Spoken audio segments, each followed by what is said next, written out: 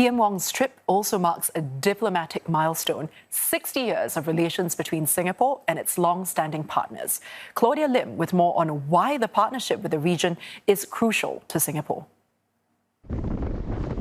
Over the last 10 years, Singapore has made strides in its relationship with Australia. The countries have completed over 110 initiatives across defence, trade, as well as the digital and green economy. Now, that partnership is set to reach new heights. In the coming days, Prime Minister Lawrence Wong will upgrade bilateral ties to a comprehensive strategic partnership 2.0. It's the first country that Singapore will have such a deal with. Australia have their high stake in the Southeast Asian affairs, stability in the South China Sea, and also Singapore is the country for their economic prosperity and so on and so forth. And then also both have their already cultivated bilateral relations to the extent that their other countries cannot actually reach. Prof Koga adds that the CSP 2.0 will be broader and deeper and potentially cover more areas than the current comprehensive strategic partnership. For now, only 4 countries have a comprehensive strategic partnership with Singapore. That's Australia, France, Vietnam, and most recently India. Soon, New Zealand will also join that list, setting the direction for the next decade. Singapore and New Zealand have shared an enhanced partnership since 2019, launched during then PM Jacinda Ardern's visit to Singapore. Analysts say upgrading ties sends a strong signal that all 3 countries have built a trusted partnership over the past 60 years. It also comes at a time of growing global instability, marked by intensifying strategic competition between the US and China and shifts in American foreign policy. Singapore is basically the ASEAN gateway for Australia and New Zealand. So with this upgraded relationship, I think you will see a lot more things happening, especially in terms of security cooperation, economic cooperation. And I think the key elements will be, the economic integration between the economies of Australia, New Zealand and Singapore. PM Wong is expected to meet the Prime Ministers of both countries, lay wreaths at the Australian and Auckland War Memorials, and also meet overseas Singaporeans. And for more on this, Professor James Chin joins us now for more analysis. James, good to have you with us. Now, first, PM Wong referenced the 2 countries' deep trust during the COVID-19 pandemic. That's to rationalize the deepening of our bilateral supply chain resilience. Now, how important is such trust-based economic resilience between the 2 countries?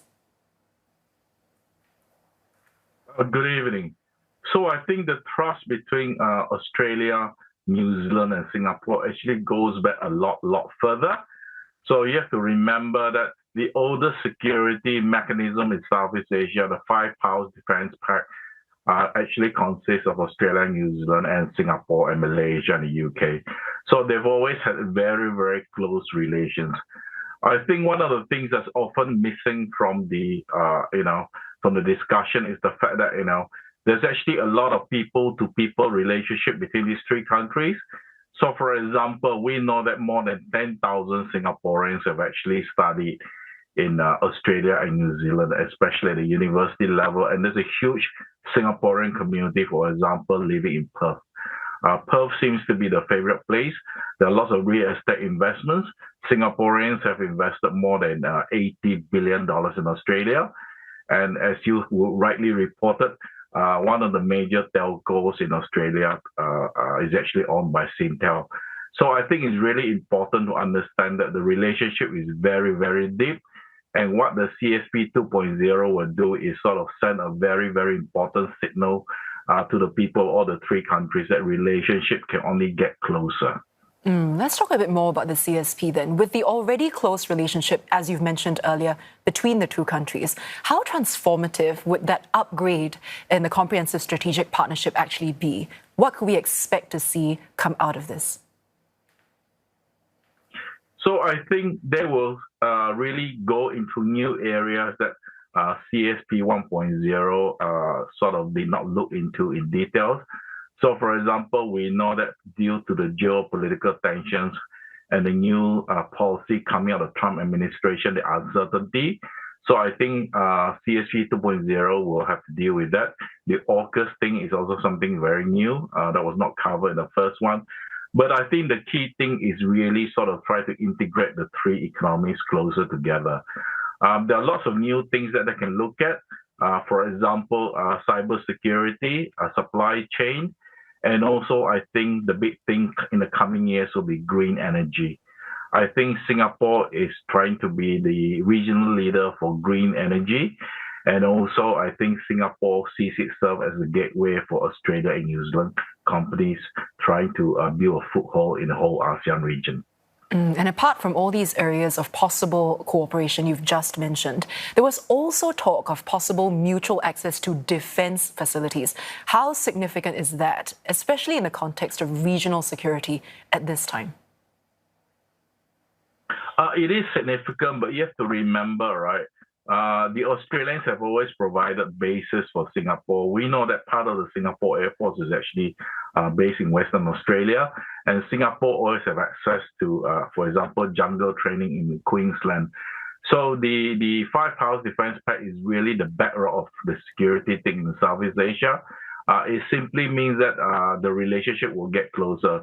I think the key to this relationship is that there appears to be a lot of personal likeness between Albanese and Prime Minister Lawrence Wong. Don't forget, both of them just won their individual elections this year in close to each other, and they're both with the same generation. So I think there are lots of opportunities for them to get even closer together. Now, James, earlier we saw snippets of PM Wong's interview with ABC News. When you watched that interview, what do you make of Singapore's position on AUKUS and also regional security dynamics? Singapore's position on security in Southeast Asia has been very clear. They want to make sure that Southeast Asia doesn't become a hotspot, and Singapore is in a unique position to play this role because Singapore have very good relations not only with the Americans and the Western powers, but Singapore also have very good relations with China. I think Singapore is sending a very strong signal to both sides that ASEAN really do not want to play this game of picking one over the other. ASEAN countries are more interested in economic growth. They all try to build their own economies and trying to open up more trade opportunities. I think within ASEAN circles, and I think this is the view of Singapore as well, they are very worried about what Trump is trying to do to the international trading system with the use of tariffs and all this sort of stuff. So I think, the message that goes out there was that we will try to open up as many opportunities as possible, especially loosening the red tape and bring all these economies closer together. Now, James, very quickly before we go, what other possible developments are you keeping a close eye on as PM Wong meets leaders from both Australia and New Zealand over the next few days? So I think this is PM Wong's first official visit. So I think it's also very much not only to meet Albanese again, they've met before, but really for him to meet all the top politicians and the top policy makers in both countries, and very much to introduce himself. Although PM Lawrence Wong is widely known among the political circles in these two countries, don't forget he's coming as the Prime Minister of Singapore now. So in some ways, it's also not only to introduce himself, but also to reiterate the message that Singapore's relationship with Australia and New Zealand has always been close, and under my administration, it will get even closer. James, thank you so much for your analysis. That was James Chin, who is Professor of Asian Studies at the University of Tasmania.